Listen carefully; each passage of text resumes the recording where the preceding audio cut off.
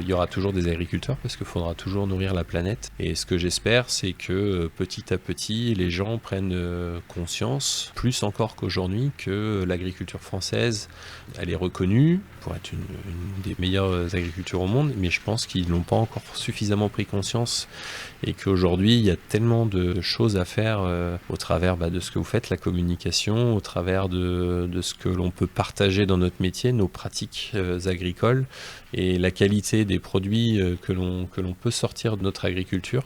Il faut vraiment que le consommateur final il prenne conscience de ces choses-là et qu'il se tourne de plus en plus vers une production locale et une production française.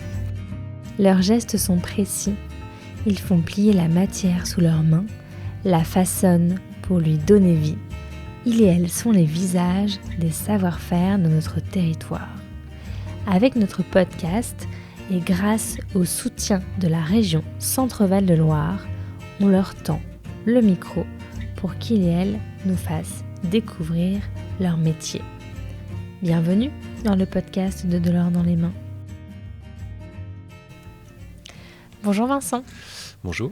Est-ce que vous voulez vous présenter ? Vincent Cronier, donc j'ai 40 ans. J'habite sur une commune qui s'appelle Sourds, qui est à 10 km de Chartres. Donc on est sur la ferme familiale historique, puisqu'on est la 5e ou 6e génération à cultiver les terres agricoles familiales. Et donc depuis 2005, la ferme est diversifiée d'une activité artisanale qui est la bière. Donc c'est vous qui avez initié ça ? C'est moi qui ai initié ça. Donc au départ, on a commencé très modestement dans une ancienne étable, une ancienne écurie qu'on a aménagée en laboratoire. Et puis de fil en aiguille, on a monté des bâtiments, on a augmenté l'outil de production et on a automatisé beaucoup la pénibilité. Et comment est-ce qu'on fait de la bière alors ? Alors comment on fait de la bière ? Donc déjà, il faut des matières premières. Donc la matière première de base, c'est l'eau. Donc il faut être situé quand même sur une nappe relativement riche et de bonne qualité, constante tout au long de l'année. C'est très important. Ensuite, il faut de l'orge. L'histoire de notre bière, elle part de notre ferme puisque l'orge que l'on cultive sur nos terres est tracée dans toutes nos bières. Du houblon, voilà, qui est l'aseptisant mais qui est aussi l'exhausteur de goût de la bière, qui va apporter son amertume et ses aromatiques, et de la levure, voilà, pour faire fermenter notre sucre fermenticible de grain pour en faire de l'alcool, qui va aussi apporter des saveurs. Voilà les 4 ingrédients de base pour faire de la bière. Donc l'orge pousse chez vous, mais il n'est pas torréfié chez vous ? Non, donc on travaille depuis 2005 avec une malterie régionale, donc qui est à 70 km d'ici. L'idée, c'est de lui envoyer notre orge pour qu'il la malte, donc il la font germer. Et ensuite, elle revient chez nous en malt, tracée, avec un cahier des charges, de façon à avoir la meilleure qualité possible et constante. Et après, une fois qu'elle arrive ici ? Et après, donc, le processus de bière est assez long. Donc, on fabrique un mou de bière, donc ce qu'on appelle le brassage, voilà, qui est à peu près une journée de travail. Et ensuite, on va laisser la nature se faire. On va faire fermenter. Voilà, ça va durer une dizaine de jours. Ensuite, on va faire des gardes de façon à affiner notre produit et le faire décanter, le clarifier. Donc ça va durer minimum 21 jours. Et puis après, il y a toute la partie conditionnement, voilà, qui est en bouteille, en verre 33 centilitres, 75 centilitres, en canette aluminium aussi, assez nouveau chez nous, et aussi en fût pour la bière pression, pour les cafés, hôtels, restaurants, et ainsi que toutes les associations qui viennent chercher leur pompe à bière chez nous. Quand on arrive ici, on voit des grandes citernes. Oui. C'est là-dedans que la bière, du coup, repose, macère. C'est ça, ouais. Donc c'est les fermenteurs et cuves de garde. Donc c'est notre capacité de stockage et de production. Voilà, donc on a 14 cuves au total, qui nous permet de produire dans l'absolu jusqu'à 9-10 000 hectos au travers de l'année. Donc ce qui est déjà un volume assez conséquent. Donc ces installations sont relativement récentes et donc on est à peu près à 50%, 60% de la capacité de production de notre installation. Avant, c'était la ferme de votre papa qui était agriculteur. Oui. Ça allait de soi pour vous de prendre la suite ? Comme on dit souvent, on est né agriculteur, ça ne s'improvise pas. J'ai été bercé depuis ma petite enfance dans le milieu agricole. Donc c'est vrai, quand on est petit, c'est l'image de conduire le tracteur, mais c'est pas que ça. Et aujourd'hui, le métier d'agriculteur, c'est beaucoup de métiers à la fois. Il y a un métier administratif, il y a des métiers environnementaux, il y a des métiers de réflexion, d'agronomie, de commercialisation, du juridique. Enfin, c'est beaucoup, beaucoup de métiers. Et la brasserie, on n'en parle pas non plus, parce que c'est encore pire. Il y a tellement de domaines, et c'est ça qui est passionnant, c'est qu'en fait, on n'a jamais du routinier. Voilà, il y a le quotidien qui est là, mais on a toujours un métier dans un métier, et il y a toujours des décisions à prendre, il y a toujours des réflexions, il y a toujours des projets. Et c'est comme ça qu'on avance chaque année, et qu'on continue à se développer, à produire et à faire plaisir aux gens. On a toujours été, alors je ne veux pas dire qu'on est précurseurs parce qu'on n'a pas été les premiers à le faire, mais on fait partie de ces gens qui ont ouvert facilement nos entreprises, de façon à ce que les gens ils comprennent la manière dont on travaille, comment on traite les matières premières, et même nos employés, parce que du coup on essaye d'avoir conscience que les gens qui vont travailler pour nous, derrière c'est à eux aussi qu'on doit cette qualité, ces productions. Donc on a ce respect, et on a cette manière de vouloir faire découvrir, c'est imagé un peu ce que je dis, hein, mais en gros, voilà, ils mettent un visage derrière la bière, ils mettent des cultures derrière la bière, ils mettent des chants derrière la bière. C'est pour ça aujourd'hui que j'existe, en fait, hein. C'est vraiment de partir d'une production, pouvoir la transformer, d'en faire un produit de consommation courante. C'est toute ma vie, même si j'ai que 40 ans, quoi. Et pour vous, c'est quoi une bonne bière ? Alors une bonne bière, il y a plein de critères.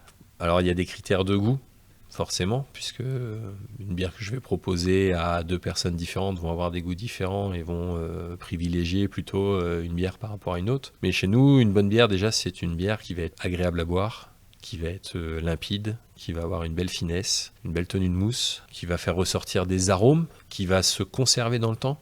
Voilà, donc ce qui est un signe aussi de la partie hygiène qu'on a apporté à notre produit aussi tout au long du processus de fabrication. Voilà, c'est pas mal déjà. Et vous faites de la bière blanche, brune, blonde ? Oui. Alors on est aujourd'hui en mesure de sortir à peu près 17 références de bière tout au long de l'année.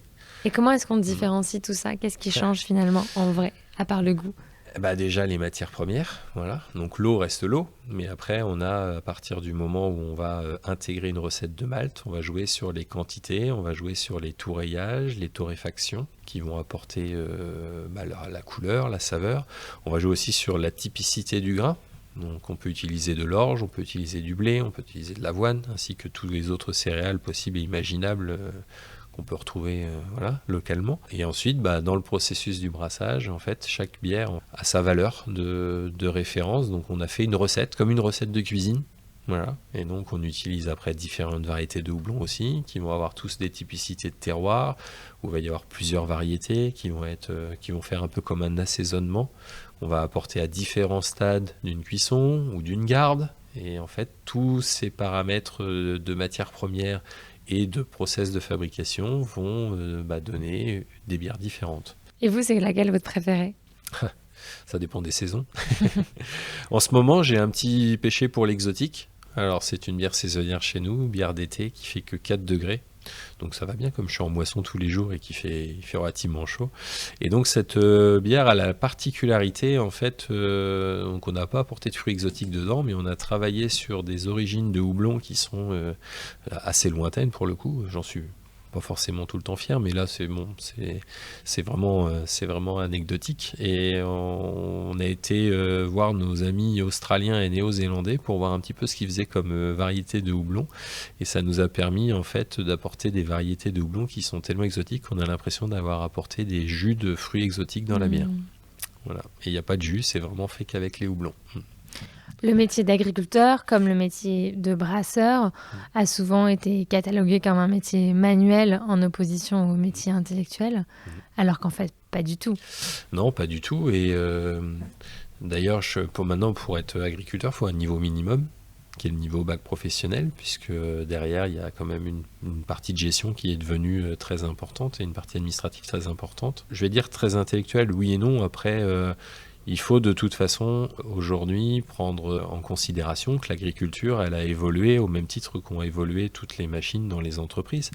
Avant, on avait un tracteur mécanique avec une boîte de vitesse et un levier de relevage. Aujourd'hui, les tracteurs sont bourrés d'électronique dans la nouvelle génération. Le matériel est de plus en plus du matériel de précision. La partie phytosanitaire, c'est de la pharmacie, puisque du coup, c'est des doses infimes pour traiter telle ou telle maladie ou mauvaise herbe ou insecte, tout en sélectionnant la culture qui est en place dans les champs, et tout est réglementé, donc non, il n'y a plus que le travail manuel, on fait plus que de la binette dans les champs ou de la bêche. Aujourd'hui, on a du matériel qui a aussi évolué, et la gestion d'entreprise est très importante, très clairement, encore plus, je trouve, là, depuis un an, avec ces histoires d'inflation, de crise d'alimentaire, de problèmes d'approvisionnement sur les intrants, sur toutes ces choses-là. Il y a des décisions à prendre des fois qui sont pas faciles à prendre, quoi. Finalement, vous êtes un vrai entrepreneur. Totalement. Je suis pas un peu fier de l'être, parce que quand on sort de l'école, donc en l'occurrence je vais avoir une vingtaine d'années, et qu'on se lance dans la vie active, l'agriculture est souvent un peu imaginée comme un métier isolé. Moi, je l'ai conçu différemment, mon métier d'agriculteur, puisque du coup, je suis à la fois gérant, mais aussi je gère du personnel, je gère différentes activités, et donc effectivement, c'est une vraie entreprise. Qu'est-ce que vous avez envie de dire à un jeune qui hésite à aller vers ce métier parce qu'il se dit qu'il ne va pas être très bien payé, que c'est pas valorisant ? C'est sûr qu'un jeune aujourd'hui, moi je souhaite qu'il soit motivé pour pouvoir rejoindre cette activité, mais que ce soit l'activité artisanale ou l'activité agricole, puisque de toute façon, quoi qu'il arrive, et quoi qu'il arrive dans toutes ces entreprises-là, il ne faut pas compter son temps. Voilà, c'est le soir, c'est le week-end, mais comme tout métier d'entrepreneur. Mais comme tout métier d'entrepreneur. Bien sûr. Après, la rémunération, il y a la passion. Mais la rémunération, souvent, elle est un peu... elle n'est pas forcément en relation avec le nombre d'heures. Par contre, on a encore une certaine liberté dans l'agriculture. Et ce qui est intéressant avec la bière, c'est que finalement, il n'y a pas du tout d'AOP et d'AOC, contrairement au vin. Donc en fait, on peut en faire n'importe où. Alors on peut en faire n'importe où. D'ailleurs, si on prend un peu l'historique des brasseries artisanales en France, moi j'ai commencé donc en 2005 à faire de la bière. Il y avait moins de 200 brasseries en France. Aujourd'hui, on parle de plus de 2000 brasseries. Voilà. Donc il y en a dans tous les départements. Rien qu'en Eure-et-Loir, je crois qu'on dénombre 7 ou 8 brasseries artisanales. C'est prometteur. C'est prometteur. Bon, je pense que la consommation a un petit peu évolué. Le consommateur, finalement, avec toutes ces années où on a commencé à parler de la bière artisanale, finalement il commence à se faire un vrai palais de bière artisanale. Il fait son choix justement parmi toutes ces recettes et ces saveurs pour retrouver celle qui lui convient le plus, en espérant que ce qui lui convient, c'est forcément une Aurélienne, quoi. Merci Vincent. Merci à vous. Et voilà, fin de l'épisode. C'était un podcast de l'or dans les mains avec le soutien de la région Centre-Val de Loire. Merci à Malo de Saint-Venant pour le montage et à Oscar Meurer pour la musique. De l'or dans les mains est une association qui a pour mission de sensibiliser la nouvelle génération aux métiers manuels. Nous concevons des outils pédagogiques comme ce podcast pour faire découvrir aux jeunes ces métiers, et nous intervenons dans les établissements scolaires avec les artisans du podcast pour susciter des vocations. Vous pouvez nous suivre sur les réseaux sociaux, vous abonner à notre newsletter et même adhérer à notre association. À très bientôt!